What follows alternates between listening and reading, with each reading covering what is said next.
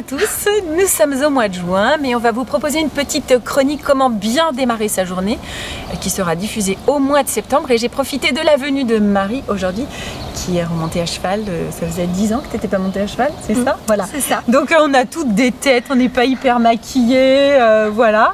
Mais elle va nous expliquer, c'est la rentrée, on est le mois de septembre, allez, il faut y aller. Il y a eu le Covid, donc on n'a pas repris de rythme régulier, on ne sait pas, on a pu dormir un peu plus. Alors finalement Marie, comment bien démarrer notre journée, bien démarrer la rentrée? Et pour toi le petit déjeuner c'est le truc le plus important? Alors, pas forcément, ce qui est surtout important, comme tu l'as précisé, c'est comment démarrer sa journée. Et avant le petit déjeuner, il y a le réveil. Ah mince. Et on ne se réveille pas n'importe comment. On ne se réveille pas à la dernière minute en passant de la position horizontale à verticale d'un seul coup. Si c'est possible, même de mettre son réveil 5-10 minutes plus tôt que l'heure habituelle pour prendre son temps. Pour pas lever. Être, ouais, je suis dans le rush, allez vite, j'y vais. Le corps est resté vraiment dans une position quasi statique pendant plusieurs heures, en position horizontale. Il a besoin un petit peu de se reconnecter, d'allumer tous les boutons tout doucement. Donc vraiment de prendre le temps, voilà, 5 minutes ça suffit, hein. 5 minutes c'est long quand même, mais pour s'étirer. Je me fais piquer par une bestiole. C'est pas grave, c'est du live. Ça pique ces petites bêtes. Donc en fait tu mets ton réveil 5 minutes avant, mais pour rester dans ton lit et te dire je me réveille tout doucement. Pour prendre le temps de s'étirer, prendre le temps de se lever, de se mettre en position assise doucement. Voilà, c'est vraiment, il faut que ce soit doux un réveil. À un moment donné, moi je mettais le réveil un quart d'heure plus tôt à 6h15 avec ma fille, on faisait un quart d'heure de méditation. Mais en fait, si tu veux, du coup, on se levait, on repassait dans une autre salle, on se remettait en position allongée et méditation. C'est bien ça? Ah bah oui, l'important c'est vraiment d'avoir un petit peu un moment et pas de se lever d'un seul coup vite dans la salle de bain, sous la douche, sous l'eau, enfin toute cette rupture d'équilibre qu'il pourrait y avoir quand on se lève vraiment précipitamment, parce que ça c'est fatigant pour le corps et donc on peut lui donner 5 minutes je pense pour prendre donc le temps de 5 minutes finalement pour pas être dans le rush dès le début de la journée. 5 minutes ça suffit pour pas être dans le rush. Alors on peut faire de la méditation, on peut aussi faire de la cohérence cardiaque. Moi ça c'est un exercice que je recommande régulièrement à mes patients pour commencer la journée et se mettre en cohérence. Voilà, au niveau de son corps. Donc ça, on fera une chronique exclusivement sur la cohérence cardiaque. C'est vraiment hyper important. Donc ce sont des exercices de respiration. Et voilà, alors après, chacun peut trouver le rituel qui lui convient. Mais on parlait de rythme, de cette perte de repères qu'on a eue et qui a été difficile pour beaucoup d'entre nous avec ce Covid-19. Et donc, c'est le moment de réintroduire des petits rituels rassurants pour bien démarrer sa journée. Et après le petit-déj? Eh ben non, pas encore. Ah, pas encore? Non, eh ben non. Avant le petit-déj, d'abord on hydrate son corps. Il faut le réhydrater parce qu'il est resté pendant... de l'eau avec du citron. Eh ben non, ça peut être ça peut être une option, mais il ne faut pas non plus en faire comme je dis une religion, parce que d'abord le jus de citron, même s'il a des vertus alcalinisantes, c'est quand même très agressif pour l'émail des dents.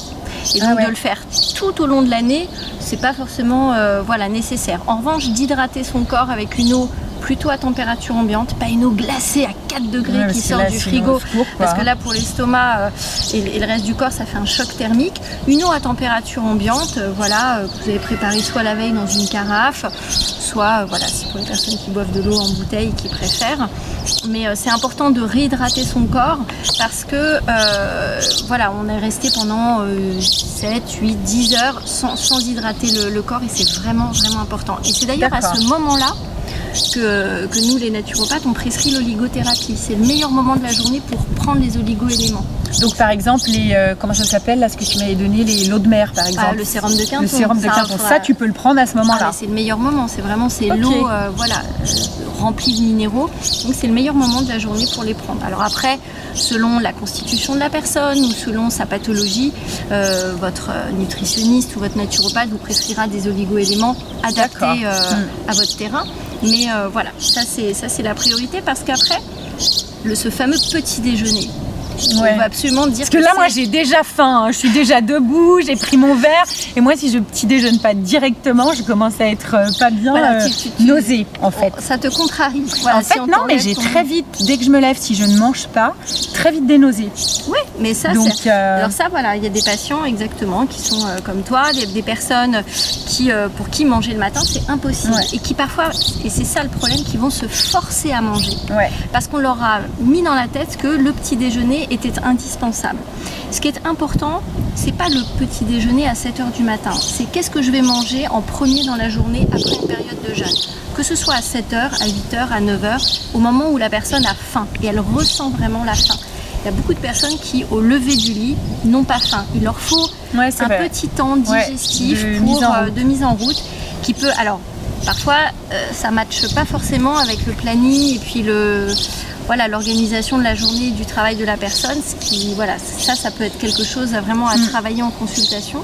Parce que de se forcer à manger le matin alors qu'on n'a pas faim, c'est absolument pas recommandé parce que le corps nous envoie des signaux très naturels de faim et de satiété. Si on n'a pas faim le matin, c'est juste que le corps dit c'est bon, j'ai pas besoin de plus pour le moment. Et par contre, si j'ai envie de me jeter sur un café parce que waouh, faut que je me réveille, bof. Alors après le café, on veut souvent un petit peu le mettre comme un ennemi, mais le café ça peut être un très très bon ami. Je veux dire, c'est plein d'antioxydants à condition de boire du bon café. Et de ne pas se faire une infusion d'aluminium, comme je dis souvent, ça, c'est vrai avec qu'on a ces cartouches. Un vrai bon café dans une cafetière où tu... un café dont on connaît, si possible, l'origine, soit une cafetière en grains, même une cafetière filtre. Mais voilà, ce passage d'aluminium avec l'eau chaude est vraiment pas recommandé parce que ça passe, on sait, dans le café. Donc le café, si c'est ton café doudou du matin... Non, alors moi, figure-toi, c'est de la ricorée, j'adore ça. Et pourquoi pas. Gros bol de ricorée, c'est mon réveil matin et c'est un truc quand je pars en vacances qui me manque énormément parce que j'ai besoin de ça. Mais vraiment, dans ta valise, c'est ça. Donc alors après, si on veut quand même avoir un coup de boost, on sait qu'il va falloir tenir toute la matinée. Moi, il y a un truc que tu m'as conseillé que je trouve juste génialissime, c'est le miam au frais. Oui, alors c'est le miam aux fruits. Miam aux fruits. C'est le miam aux fruits. Alors c'est France Guillain, qui est une navigatrice et naturopathe, qui a mis au point ce repas. Parce qu'il s'agit d'un vrai repas qui est constitué de vraiment 1001 choses absolument merveilleuses. Et ce qui est sans gluten, sans produits laitiers pour les personnes qui seraient intolérantes et qui apporte un boost dès le matin. Carrément. Voilà, parce que moi, je l'ai testé pendant le confinement. J'enchaînais 3 chevaux de suite en me levant à 7h du mat et en terminant à 15h sans avoir besoin de remanger, mais au top. Donc, alors le miam, ça m'étonne pas parce que le miam aux fruits en fait comporte la base, en fait c'est une demi-banane écrasée. C'est très très important de bien écraser la banane. Pourquoi ? Parce que écrasée, en fait, elle va subir un phénomène d'oxydation et elle ne va plus être assimilée comme un féculent, mais comme une protéine. Et c'est ça en fait, ce côté un petit peu magique de la banane écrasée. Et plus elle est écrasée, mieux c'est. En fait, plus elle s'oxyde, mieux c'est. Et ensuite, on va ajouter des graines de lin et des graines de sésame moulues qu'on aura préparées au préalable dans un petit pot qu'on peut garder 1 semaine au frigo. Un autre pot dans lequel on fait un mélange de graines, d'oléagineux qui nous fait plaisir. Noix de cajou, amandes, voilà. Ce qui vous fait plaisir. Ok. On ajoute à ça, et ça c'est vraiment un des secrets quand même de l'huile de colza, 2 cuillères à soupe et par personne, et non, ça ne fait pas trop. Ah ouais, d'accord. 2 cuillères à soupe, et ensuite on met 2 cuillères à café de jus de citron. Voilà, c'est un demi-citron pressé pour avoir tout le côté alcalinisant, la vitamine C. Et là-dessus, on va ajouter 3 sortes de fruits, sauf les agrumes, melons et pastèques, qui, sur le plan digestif, ne sont pas recommandés. Mais tous les autres fruits, on peut se faire plaisir toute l'année en suivant la saisonnalité. Et puis, comme ça permet de varier d'un jour à l'autre. Alors moi, si je peux donner ma petite astuce, parce que moi, le miam aux fruits, j'ai essayé, sauf que la consistance de la banane écrasée et des graines et tout me donnait carrément envie de vomir. Donc, j'ai trouvé ma solution. Je prépare mes jus. Donc je mets carottes, betteraves, curcuma, gingembre frais, citron, je mets quand même des fois une orange, mais pas forcément, du fenouil aussi, et dedans je remixe avec ma banane écrasée et mes jus, et du coup ça passe tout seul, et les matins où j'ai pas faim, je bois ça. D'accord. Et du coup j'ai exactement tout ce que tu as dit dans le miam aux fruits, sauf que j'ai pas eu le problème de l'avaler parce que physiquement j'y arrivais pas. Et du coup, mais par contre vraiment j'ai été boostée. Alors les puristes te diront qu'il ne faut pas changer un iota de la recette, voilà. Mais moi je dis Après, à chaque chacun personne, adapte. évidemment, moi je dis à chaque personne d'adapter et de faire en fonction de ses besoins et de tester, voilà, qu'est-ce qui est le mieux pour elle. Ensuite, il y a des personnes qui n'aiment pas trop manger sucré le matin, et l'autre alternative qui booste énormément, c'est de manger de la protéine et du gras. Donc qu'est-ce qu'on peut avoir comme petit déjeuner? Il va falloir passer plutôt sur un repas salé, des œufs à la coque, pourquoi pas une tranche de jambon, de volaille ou de porc, avec peut-être une petite tranche de pain complet et du beurre. Mais c'est important qu'il y ait des protéines le matin. C'est vraiment très important. Le repas du matin, en fait, il va venir nourrir notre corps au niveau de son métabolisme basal, c'est-à-dire il va nourrir nos organes vitaux. Ok, donc c'est vraiment un repas qui est quand même très important. C'est un repas qui est très important. C'est-à-dire que le premier repas que vous faites dans la journée, quel que soit le nombre d'heures de jeûne que vous avez respecté depuis le repas précédent, donc admettons le dîner, que vous le preniez à 8h ou à 10h du matin ou même à 11h ou à midi, c'est important qu'il y ait d'abord des aliments de grande qualité, mais un apport en protéines et en gras. Et ne pas faire un repas glucidique et riche en glucides dès le début de la journée. Type céréales, tartines, confitures, miel, ultra sucré tout de suite, un peu céréales industrielles avec c'est du parti. lait. Pour les enfants, Marie?